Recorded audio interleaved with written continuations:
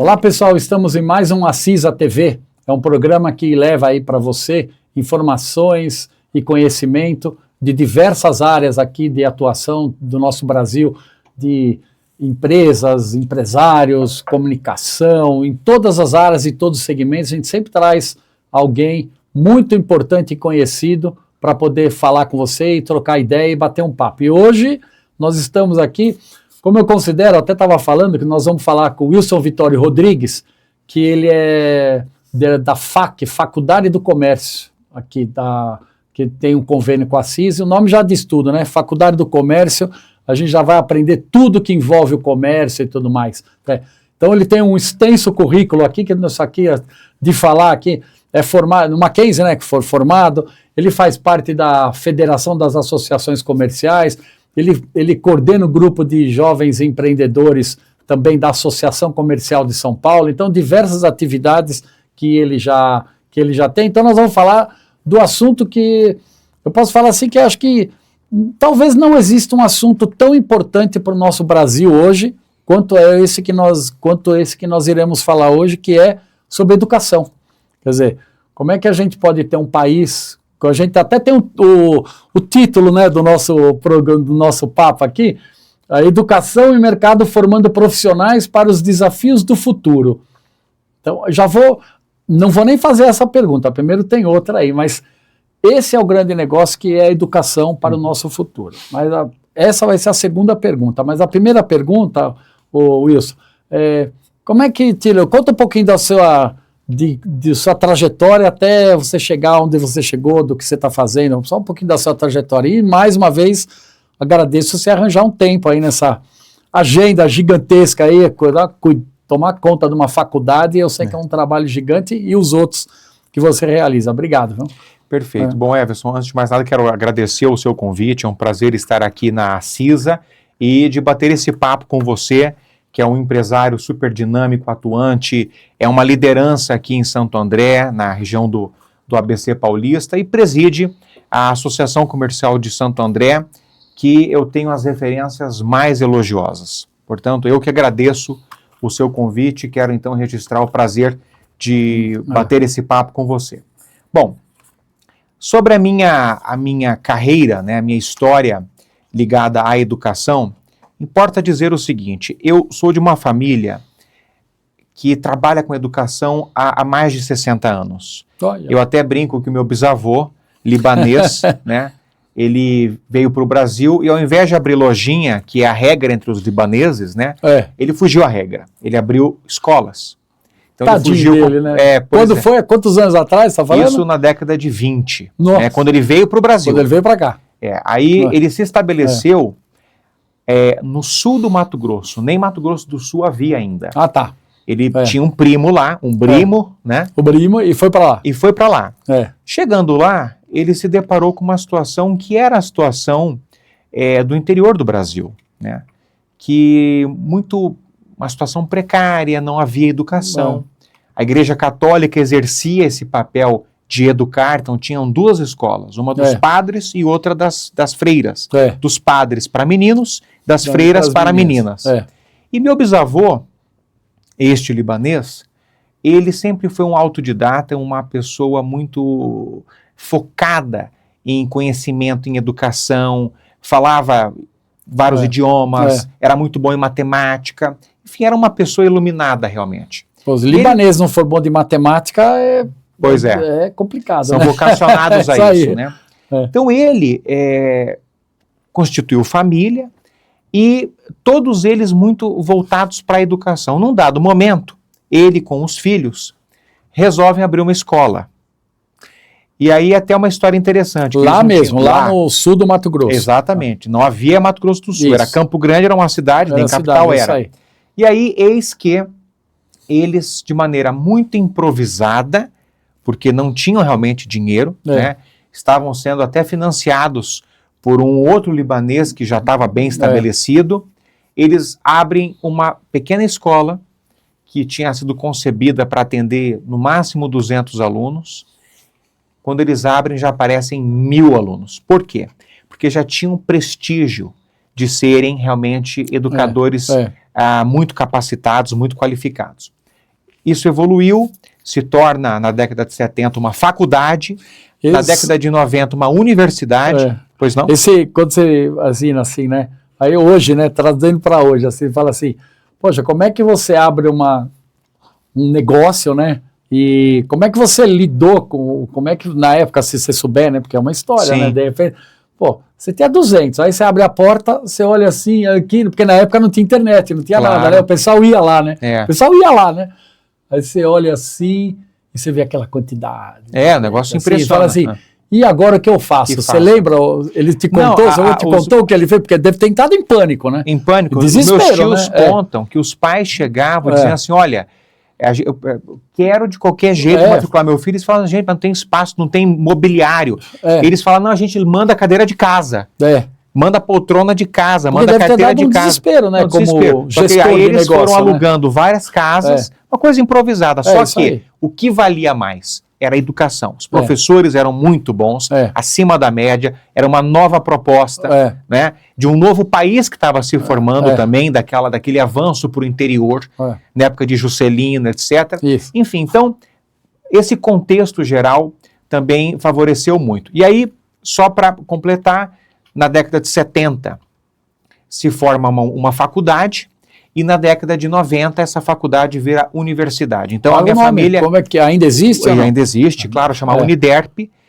Uniderp. Que atua ainda lá no Mato Grosso do Sul. Aí o Estado já havia sido dividido. Isso, E aí esse grupo, esse conglomerado educacional, a família vende para a Anhanguera em 2008. Né? Bom, qual é o ponto? Eu venho para São Paulo fazer faculdade no Mackenzie Direito em 2010, só que a educação está no sangue, né? Então, na verdade, eu sempre tendo, visto e presenciado e testemunhado essa história da família na educação, quando eu, já em São Paulo, eu resolvo montar um projeto educacional. Eu vi que uma pesquisa do IBGE, dando conta de que o comércio, presidente, é o setor que mais emprega no Brasil e é o setor menos qualificado, historicamente. As pessoas, elas encontram no comércio a porta de entrada para o mercado de trabalho, geralmente é a porta de entrada, isso mesmo. Mas elas não se qualificam no comércio. Está aí uma diferença do Brasil para os Estados Unidos, para a Europa, onde a carreira comercial ela é consistente, ela existe, as pessoas estudam para isso. Nos Estados Unidos, um sujeito que é vendedor, ele tem orgulho de falar que é vendedor. Escreve livro, vira best-seller, tá certo? É verdade. No Brasil, isso não aconteceu. E, inclusive, é por isso que o varejo brasileiro vive em crise há décadas, né? Quando nós montamos a faculdade... Aí, tem que completar a história, já estou entrando em outro assunto. Eu me deparo com essa pesquisa e monto um projeto de instituição de ensino superior e apresento para a Associação Comercial de São Paulo. O presidente Alfredo Kotait examina esse projeto, se encanta pelo projeto, fala, vamos montar.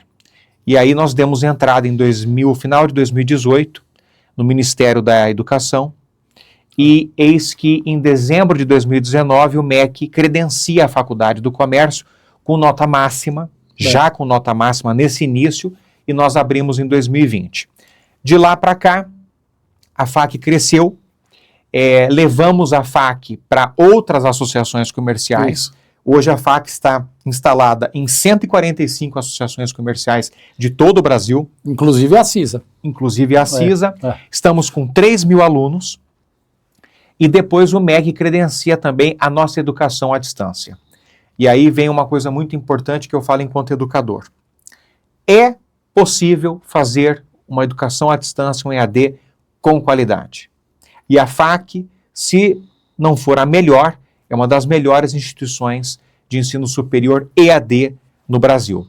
E eu tenho muito orgulho de dizer isso e de dizer que a FAC é a instituição de ensino das associações comerciais do Brasil. Porque tem vários cursos lá na FAC, né? Mas é tudo ligado a essa nossa atividade, vou falar do comércio, assim. Quer dizer, não do comércio, do empreendedorismo, né? No geral, né? Porque o que você aprende no comércio, você pode usar muita coisa na indústria, no prestador de serviço, porque administração tem vários, né? Eu digo que a FAC ela está dentro desse eixo de gestão e negócios, né? Aí entra tudo, entra empreendedorismo, entra gestão financeira, gestão comercial, vendas, marketing, logística, recursos humanos, gestão de pessoas, liderança, governança. Quantos cursos tem na FAC? Hoje nós temos 15 graduações. 15 graduações. E após, né? E mais 30 pós-graduações, tá? As graduações, a maioria delas são de 2 anos, que são as chamadas graduações tecnólogas, né? E temos as pós-graduações agora de 6 meses. Em 6 meses faz a pós-graduação, sai com o título de especialista, certo?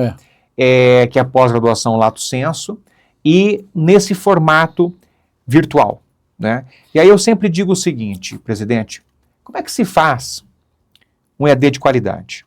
Porque, infelizmente, a gente sabe que muitas instituições de ensino acabaram se valendo do EAD para ganhar volume de matrículas, até para atender um público de classe C e D. De longe também, baratear custo. Para baratear, mas a última das preocupações era com a qualidade. E aí isso tem uma consequência. Quando o indivíduo ingressa numa instituição apenas buscando o título, o mercado vai perceber isso. Isso vai ter consequências. Lógico. O mercado vai trabalhar, você não sabe nada, você não aprendeu nada, como é que você vai fazer, né? Inclusive, eu vou te dar um dado, presidente. Isso, para mim, é um escárnio total. O Brasil tem 30% da sua população adulta analfabeta funcional. Isso é um escárnio. O mundo falando em inteligência artificial, o mundo falando em computação quântica, e o brasileiro não chegou à era de Gutenberg ainda. O brasileiro aprende a ler o nome e escrever o nome. Exatamente. Não entende um texto, né? Exato. Não entende um texto. Ou não sabe fazer uma operação matemática básica de soma e subtração. Se não tiver na calculadora, esquece, né? Talvez tenha até dificuldade de usar a calculadora. Né? O analfabeto funcional, sim. Então, a gente não pode conceber que em um país que 30% da população adulta é analfabeta funcional, a gente não pode conceber instituições de ensino superior recebendo, com certeza, recebendo esses analfabetos funcionais e dando um título de ensino superior. Porque você vai falar, né? Você tem uma faculdade, né? Então, você está lá na faculdade, a pessoa está te explicando, você tem que anotar. No mínimo, né? Claro. Anotar, porque ninguém não tem uma memória assim que vai. Você vai ter que anotar. Depois tem uma prova, né? Tem a avaliação também, né? Você tem que escrever também, né? Pensar, quer dizer. Você tem que pensar. Pensar para escrever. Para pensar para escrever. Como é que é o que você falou, né? 30% da população, pelos números, isso é número do quê? Do governo, né? Do IBGE, governo, né? sim. É governo, número de IBGE. Como é que você vai falar que isso daí pode estar preparado para o Brasil, que é a 10ª economia do mundo? Não é que assim, né? Nós somos um país lá, nós somos a 10ª economia do mundo. Como é que você vê esse negócio aí? Não, é terrível. Esse problema, né? Eu acho que, na verdade, é o seguinte, a prioridade dentro das políticas públicas tem de ser educação, tá? Esse é um dado, tem outros também que são terríveis, né? Um outro dado que me preocupa muito é que mais de 60 milhões de brasileiros, presidente, deixaram a educação básica, evadiram a educação básica, sequer chegaram ao ensino superior. Não completaram a educação básica e, consequentemente, não tem como acessar não vai pra frente, o ensino superior. Não vai para frente. Por isso que, de toda a população brasileira, apenas 18% da população brasileira tem ensino superior. Quando você olha, presidente, para países, não estou falando de países desenvolvidos, tá? Estou falando de países em desenvolvimento. Argentina, por exemplo. Argentina, 60% da população tem ensino superior. Brasil, 18%. Isso é um absurdo. Chile, mesma coisa, 50%, 60%. Então, não é possível que o Brasil queira se destacar globalmente, ser um país competitivo. Aqui está outro problema. Ranking de competitividade, a OCDE mede isso. De 70 países, o Brasil está em 65º. Quase um dos últimos, né? Dos últimos, sempre. Então, isso é decorrência do que eu falei há pouco. 30% da população adulta analfabeta funcional. 64 milhões de brasileiros abandonaram a educação básica.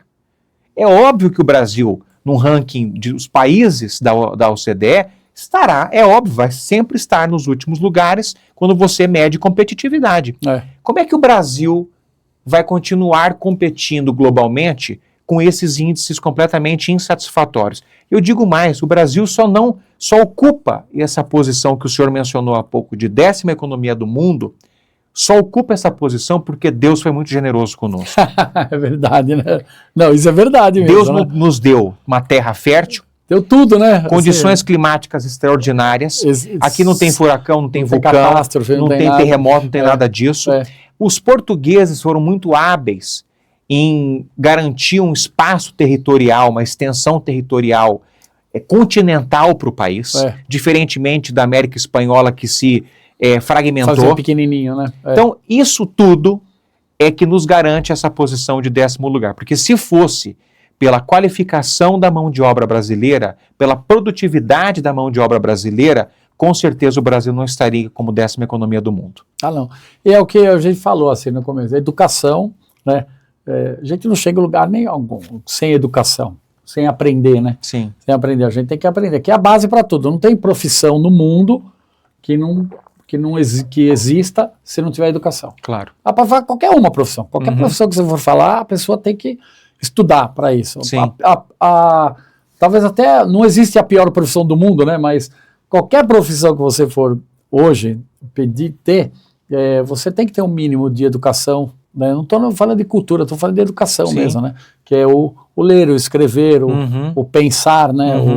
Porque você vai mexer numa máquina, você precisa ter noção. Claro. Você vai mexer qualquer coisa, né? Que você vai trabalhar com pessoas também. Você tem que escrever, você tem que fazer conta. Educação comunicar. E tudo isso é a base. Mas, nós vamos fazer um intervalo agora. Nós vamos fazer um intervalo, que é uma mensagem para você. E nós voltamos aí com esse papo com o Wilson Vitório aqui com a gente. Então, daqui a pouco estamos de volta. Você que busca se destacar no mercado de trabalho, precisa conhecer o Polo Acisa de Educação à Distância em Graduação e Pós-Graduação da Faculdade do Comércio. São diversos cursos com conteúdo totalmente digital, suporte especializado, material exclusivo, multiplataforma, nota máxima do MEC e condições especiais de pagamento. Esse é o momento certo para estudar com flexibilidade, com 1 ou 2 anos de duração e com todo o apoio da sólida estrutura da Associação Comercial e Industrial de Santo André. Não deixe para depois. Se inscreva agora e comece a mudar a sua carreira. Entre em contato e saiba mais. Olá, pessoal. Estamos de volta com o nosso Acisa TV.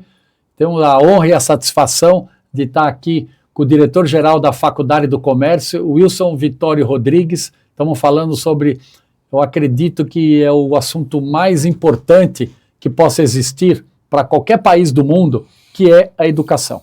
Acho que não existe nenhum país do mundo que esteja em boa situação, que cresça e que não tenha uma boa educação, uma educação boa desde pequenininho até quando nunca para, né? Porque você não pode, né? Tem o ensino superior, aí depois tem pós-graduação, aí depois você tem doutorado, tem mestrado, tem cursos e cursos e cursos aí. Então, nesse momento que nós estamos vivendo hoje, né, que a gente tem no país e no mundo até essa transformação gigante, né, porque hoje você olha, daqui a pouco já mudou, né. Como é que você vê o papel da educação, assim, nesse cenário que a gente está aqui? Porque quando você pega a educação, a gente vê, até hoje ainda tem, né, aquela é meio que um quadradinho, né, você vai lá, senta lá, o professor fala, não sei o que lá, o básico, tem outras que mudam, assim. Como é que você vê essa dinâmica de mercado nesse setor aí da educação?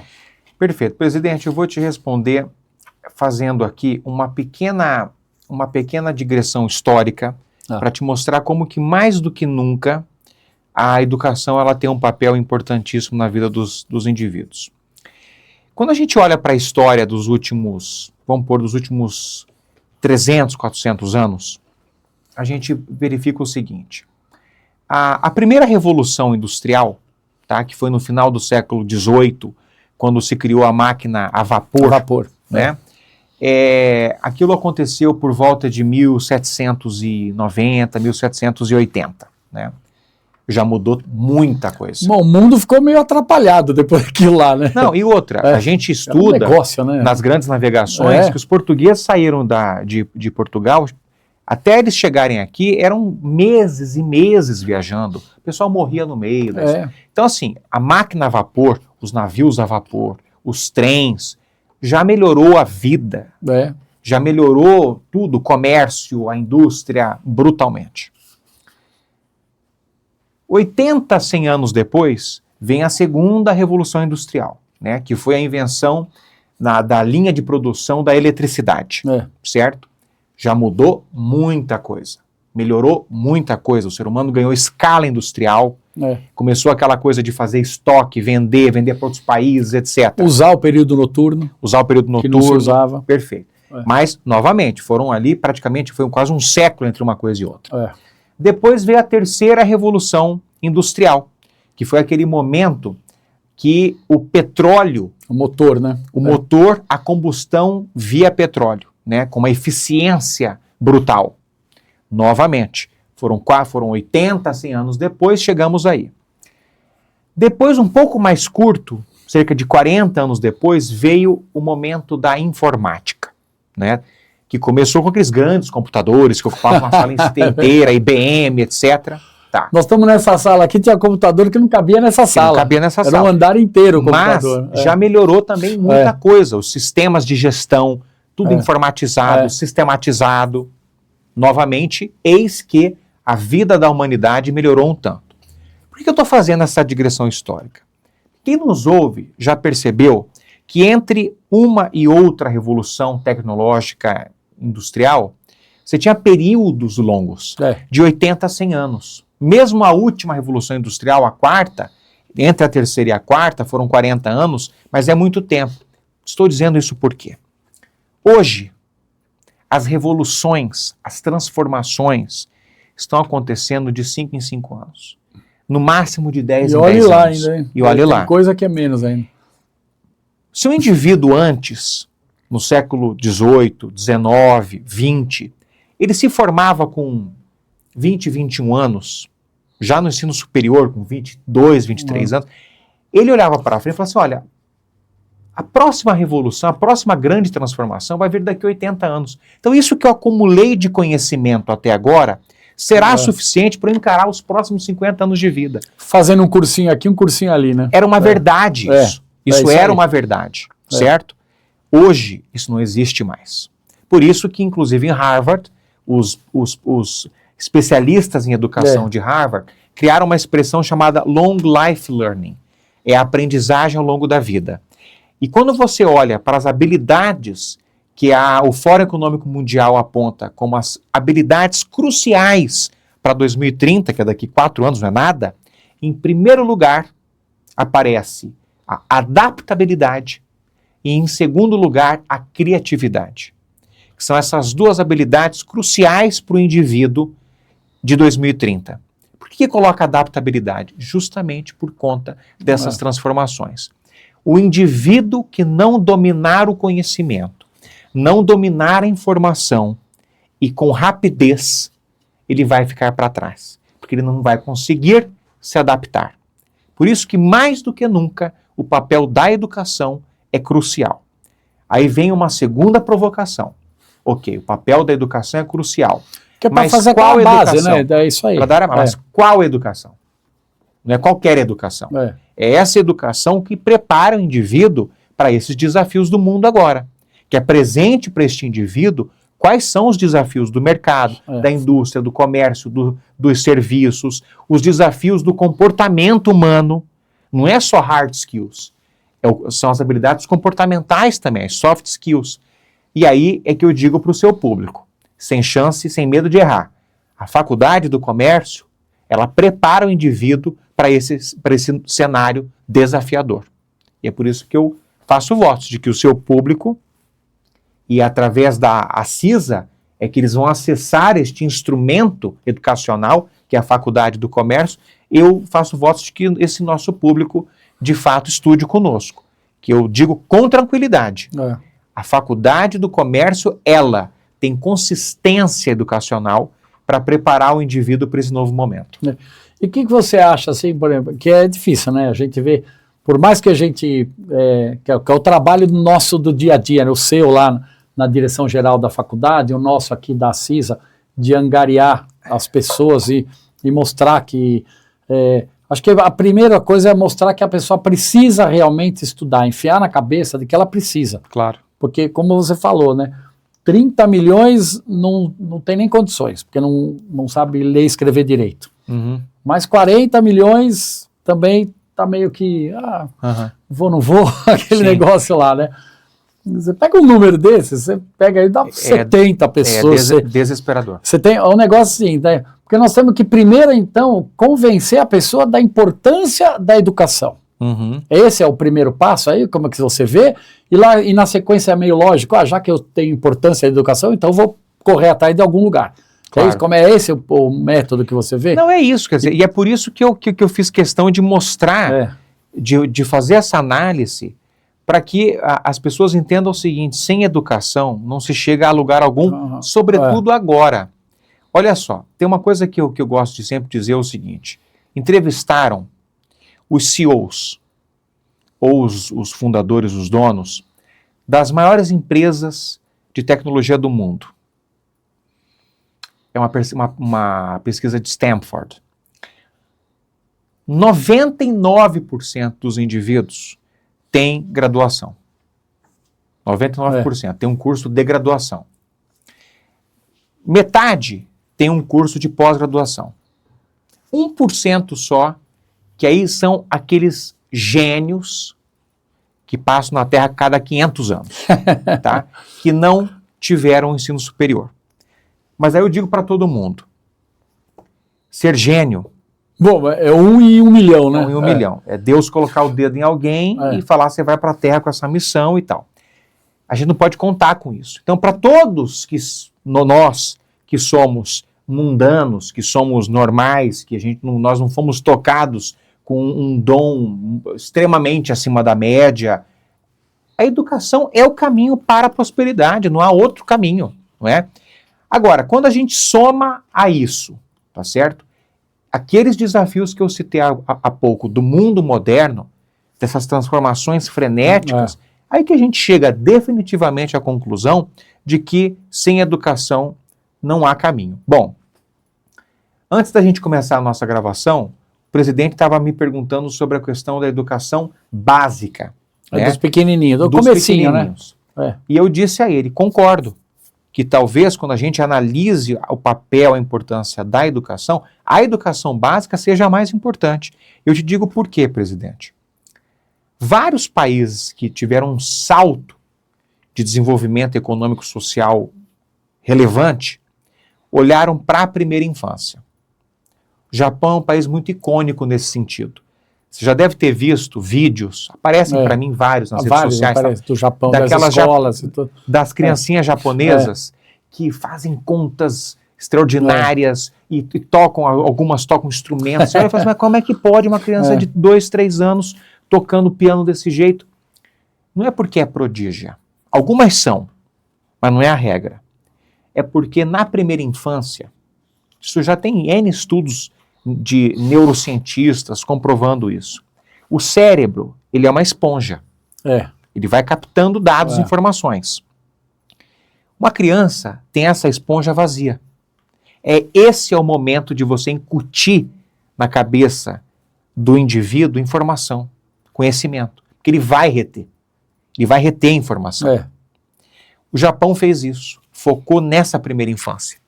E depois a decorrência disso é, obviamente, o indivíduo crescer muito mais inteligente. Eu já sei que é importante, né? Eu aprendi desde pequenininho que é importante estudar. Exatamente. Então eu vou querer estudar.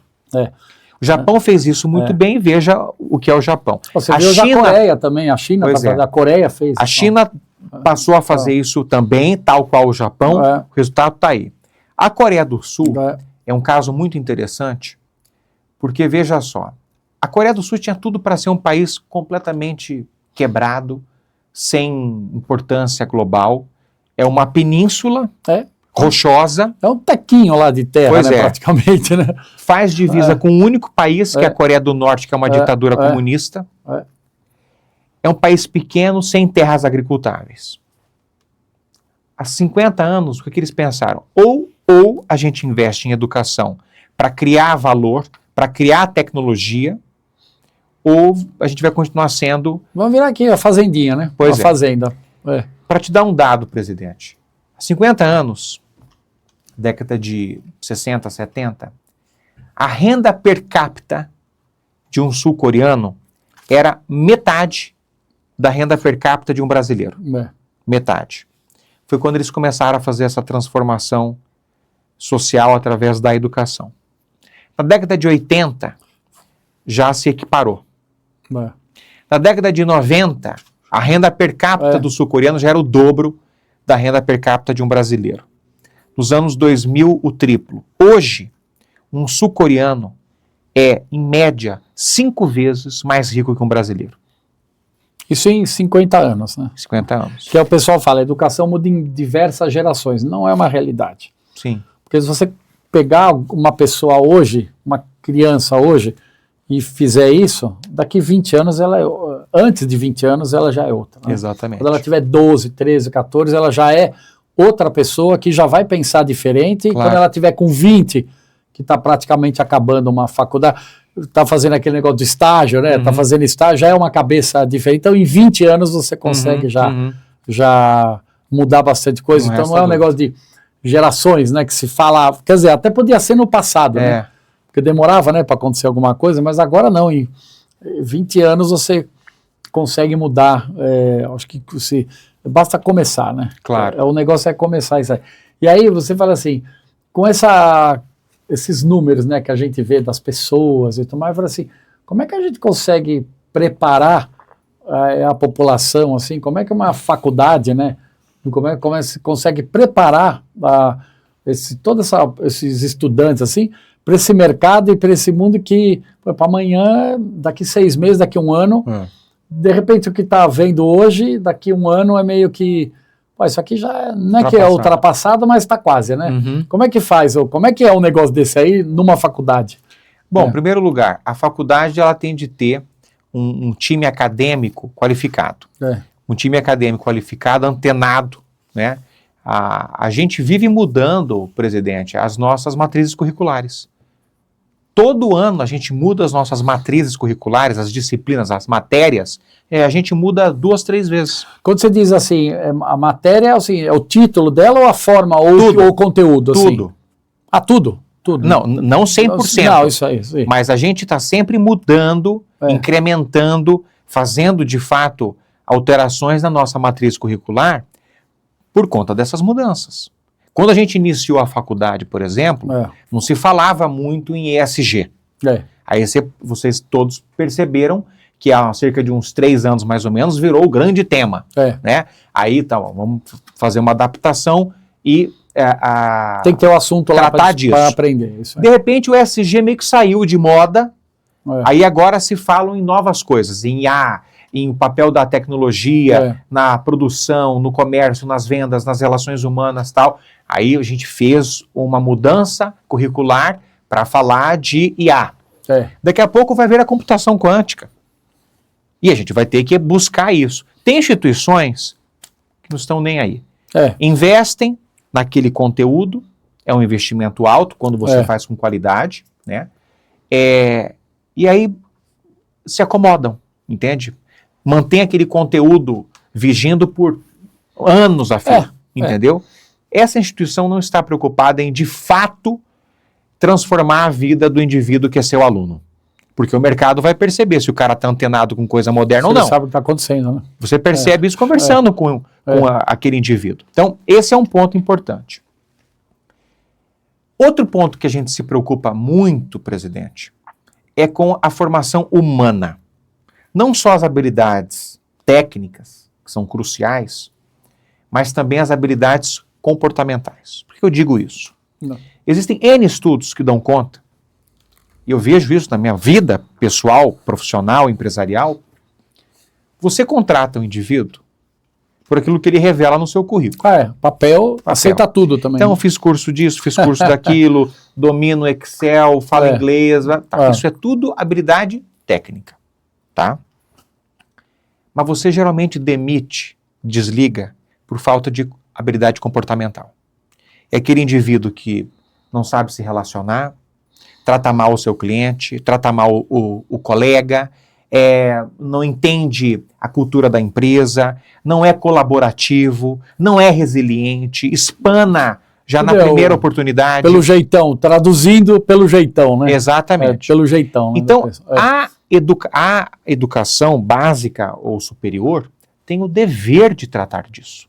Tem o dever. A escola ou a faculdade, a universidade que não tratar desse assunto, ela está falhando. Hoje tem um tema muito importante na educação, que é a questão da saúde mental. Saúde mental é um tema crucial hoje em dia. As pessoas, presidente, estão enfrentando isso cada vez mais. Tem uma pesquisa recentíssima do IBGE, acho que deve ter uns 3, 4 meses que ela foi divulgada. 30% dos jovens brasileiros de 18 a 24 anos relatam que sofrem de algum tipo de transtorno mental. E 20% não veem sentido na própria vida. Isso é gravíssimo. No passado, os educadores entendiam que este tipo de assunto cabia à família. A família que tem que tratar disso. Cuida em casa. Aí, né? E se tiver que envolver um médico e tal, um psiquiatra, um psicólogo, é a família. Como isso cresceu brutalmente, a incidência de transtornos mentais, isso cresceu enormemente, a educação não pode mais querer se afastar desse assunto. Ela tem que tratar disso. Por isso, inclusive, que na FAC nós temos um núcleo de psicologia, uma psicopedagoga atendendo os alunos. De apoio para os alunos. Apoio, entendeu? Então, em sala de aula a gente trata das habilidades comportamentais, que é crucial, e temos também esse núcleo com essa psicopedagoga atendendo os alunos no campo da saúde mental. Dá o apoio, né? Então, isso tudo conforma uma área da faculdade que se dedica à formação humanística. Não só as habilidades técnicas, mas também as habilidades humanas. Bom, Wilson, vamos fazer um intervalo, pessoal. Nós vamos fazer um intervalo e a gente volta rapidinho aqui com o Wilson Vitório Rodrigues, que é o diretor-geral da FAC, a nossa Faculdade do Comércio. Chegou a plataforma de consulta da Acisa, uma ferramenta criada para facilitar o acesso de quem busca informações sobre pessoas ou empresas. São 8 tipos de serviços entre concessão de crédito, buscas de dados cadastrais, busca de créditos e muito mais. Para utilizar é muito fácil. É só acessar consultas.acisa.com.br, seguir intuitivamente as indicações e comprar seus créditos a partir de R$30. Depois é só aproveitar e fazer suas pesquisas no dia e na hora que precisar. Para informações, acesse acisa.com.br ou fale no WhatsApp 2199 1620. Acisa, a casa do empreendedor.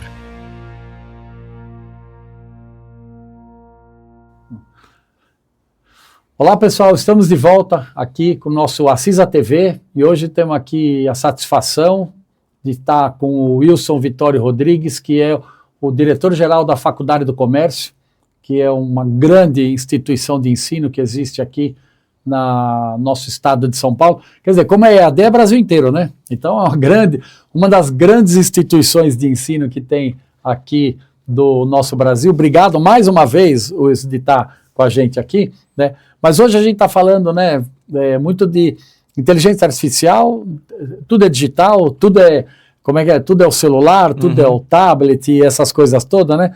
E como é que você vê que essa parte aí, está mudando na formação das pessoas? Bom, primeiro que no passado você tinha dificuldade de acessar a informação, né? Na época dos meus avós, por exemplo, para você conseguir um livro e tal, você tinha que às vezes cruzar a cidade inteira, ir numa biblioteca pública, ou para acessar algum conteúdo cultural, você tinha que pagar para ir no cinema ou no teatro. Hoje, com o smartphone, você acessa o mundo inteiro praticamente de maneira gratuita. Tá? Com tudo, YouTube, você acessa entrevistas, filmes, documentários, os streamings todos, Netflix, Prime, você acessa tudo quanto é. Nós aqui. Exatamente. Então, com também a Amazon, você tem os livros. Então, a tecnologia, através até também dessas ferramentas de pesquisa, né, e agora mais recentemente a inteligência artificial, né, propiciam essa maior democratização do acesso à informação. Isso é fabuloso, né? Então, eu acho realmente que a tecnologia, ela é um instrumento educacional do mais alto nível. Você sabe, presidente, eu sou do Conselho Estadual de Educação de São Paulo, eu sou conselheiro estadual de educação, é um colegiado ligado à Secretaria de Educação do Estado, os conselheiros são todos nomeados pelo governador. Eu falo muito sobre esse tema lá. Eu não sou contra a IA na educação, não sou contra a educação à distância, pelo contrário, até mesmo pela experiência da FAC, eu sei que é possível fazer uma educação virtual de alto nível. Como? Primeiro, uma plataforma de EAD boa, que funcione, que seja esteticamente agradável, que seja intuitiva, né? Esse é o primeiro ponto. 2, que você tenha dentro dessa plataforma conteúdos de alto nível. Tem É o que se chama de né? objetos de aprendizagem. Na FAC, por exemplo, nós temos 9 objetos de aprendizagem dentro da plataforma. Videoaula, podcast, e-book, material de apoio. Enfim, são vários objetos de aprendizagem que conformam o conteúdo da FAC. O aluno tem um cardápio. Ele escolhe aquilo que mais ele se interessa. Tem aluno que não quer ver a videoaula. Então ele vai ouvindo o podcast. É o conteúdo de aula, certo? Mas em outro formato. Tem aluno que não quer nem assistir a videoaula, nem ouvir o podcast, quer ler. Tem o e-book, né? Nós temos os infográficos, que é uma maneira visual dele entender o conteúdo. Então são vários objetos de aprendizagem que transmitem o conteúdo que a gente quer apresentar para o aluno. Terceira coisa importante, suporte. Suporte acadêmico, suporte administrativo e suporte tecnológico. Então, se o aluno tiver uma dúvida acadêmica, tem que ter um tutor, professor, para atendê-lo a qualquer momento, rapidamente. Se ele tiver uma situação administrativa, olha, não conseguiu gerar o boleto da mensalidade, não conseguiu visualizar a nota dele e tal, tem que ter esse suporte administrativo. E também tem muito aluno, presidente, que por essa deficiência até da vida dele na educação básica e tal, ele tem dificuldade até tecnológica, ele não consegue às vezes acessar a plataforma, quando acessa ele tem embora seja uma plataforma muito intuitiva, muito amigável, ele tem dificuldade de navegar e tal, suporte de tecnologia. Então esses 3 suportes são cruciais, né? Então tudo isso somado, você propicia para esse aluno uma formação de alto nível a despeito de ser virtual. Não tem problema. Você pode fazer uma formação online, virtual, EAD, com qualidade. E eu dei aqui a explicação de como ter qualidade. Eu até brinco. Na FAC, a educação à distância é sem distância. O aluno não percebe essa distância, porque a gente dá todo esse suporte. A plataforma é boa, o conteúdo é de alto nível, né? Então, é dessa maneira que a Faculdade do Comércio trabalha para propiciar a este nosso aluno, com preço extremamente acessível, uma educação de alto nível. Aí como que nem a gente está falando, né? Eu também concordo que a inteligência artificial, mas tudo é um suporte, é um apoio, né? Mas aí, por outro lado, a gente pega e vê como é que... Aí vem um grande desafio, né? O pessoal não sabe ler e escrever direito. O pessoal não tem interesse, porque está tudo acomodado. Sim. As pessoas estão acomodadas, né? A gente vem e está acomodado. Aí ela pega lá o celular, que fica um montão de gente olhando o celular o tempo inteiro, a gente vê isso daí, né? Aí ela aperta um botão e fala assim, como fabrica uma caneca vermelha? Aí vem a resposta, você não sabe ler, mas vem a resposta, você aperta outro botão e ela fala a resposta para você. O que vai fazer essa pessoa, como é que dá para incentivar essa pessoa que ela tem que estudar? Porque a pessoa se acomoda, né? Aí ela fala assim, como é que faz isso? Ela aperta lá e a inteligência artificial responde. Como é que eu vou convencer essa pessoa? Não, filhinho, ó, você tem que estudar, você tem que aprender, você tem que participar de uma aula e assim por diante. Como é que você vê esse mega desafio aí? Eu sempre digo o seguinte, a gente vive a era da informação. Só vai ser respeitado, admirado, cobiçado, contratado o indivíduo que dominar a informação. Essas ferramentas todas que o senhor citou, IA, Google, são ferramentas. Não Tudo substitui. apoio, né? Apoio, é uma bengala. É. Pode ser muito útil, mas vai ser sempre um apoio. Agora, na hora de uma conversa, de uma reunião, de uma entrevista, fica constrangedor o indivíduo se expressar através de uma ferramenta dessa. É. Você vai querer ouvir o que ele sabe, a capacidade dele, a capacidade cognitiva, criativa, crítica do indivíduo. E aí que entra o papel da educação. Se esse indivíduo não se qualificar, não dominar a informação ou o conhecimento, ele vai passar vergonha a vida inteira. Porque a gente vê também, e também eu acho que um pouco de observação pode ajudar, né? É difícil você ver uma pessoa, você deu até um exemplo aí um pouco atrás, aí, uma pessoa de sucesso, que ou é empresário ou é um executivo de uma empresa, alta gerência, um executivo, que você olha assim, você vê um sucesso que não estudou. Exato. Não existe, né? Então, quer dizer, até por observação, a pessoa tem que falar, mas se eu quero chegar lá, eu quero ter isso, eu quero ter aquilo, eu quero ter aquele outro, eu preciso me esforçar a estudar, né? Na verdade, presidente, no passado, o Brasil tem alguns exemplos disso e também em outros países. Existiam aqueles indivíduos que não estudavam, mas eles tinham um tino comercial, eles tinham uma audácia. Mas é o que você falou, é aquele 1%, olha lá, né? Mas no passado isso até existia. Você pega um Silvio Santos, tem exemplos disso, né? Pessoas que não se gabaritaram do ponto de vista da educação, mas elas tinham um tino comercial e tal. Esse perfil não vai ter espaço mais. Hoje o cara ele tem que ter informação. Ele não pode só ter o que se chamava no passado de algo tem tino. Ele tem, só isso, o tino, né? Fala assim, só isso hoje não basta. Não basta. É. O mundo ficou muito mais complexo, o mundo ficou muito mais competitivo, a competição aumentou muito, a concorrência aumentou muito. O indivíduo ele tem que se qualificar. Tem que estudar, né? É. Que a gente fala, tem que estudar e mais, não pode parar de estudar, né? Claro. Não é porque eu fiz uma faculdade que aí eu pego, e agora, né? Exato. O que eu aprendi, é o que você deu o exemplo aqui, eu aprendi há 5 anos, 7 anos lá, eu não sei como muda, né, um currículo de uma, você tem mais conhecimento, né? Se você pegar, agora coisa, você pegar o currículo da FAC, quando começou, e o de hoje, você vê que mudou muita coisa, muito perceptível, ou você vê que mudou, mas não ainda... Mudou muito demais, mas algumas coisas realmente entraram no radar, coisas que não existiam antes, que entraram agora. Uma delas, por exemplo, é a saúde mental. Que isso você acha que é uma das grandes... Não só isso, né? Esse ambiente que você falou da plataforma, né? O termo certo é isso aí da plataforma. Uhum. Você acha que esse é um grande diferencial da FAC com outras universidades? É um dos grandes diferenciais, com certeza. Essa plataforma é realmente intuitiva, com suporte, com bons conteúdos, com certeza. E esse, por exemplo, estamos falando bastante da FAC, né? Porque é a universidade, né, educação e tudo mais, que prepara a pessoa para uma atividade empreendedora. Não só empreendedora, né, até de trabalhar também, né, ajuda em tudo, né, ajuda em tudo.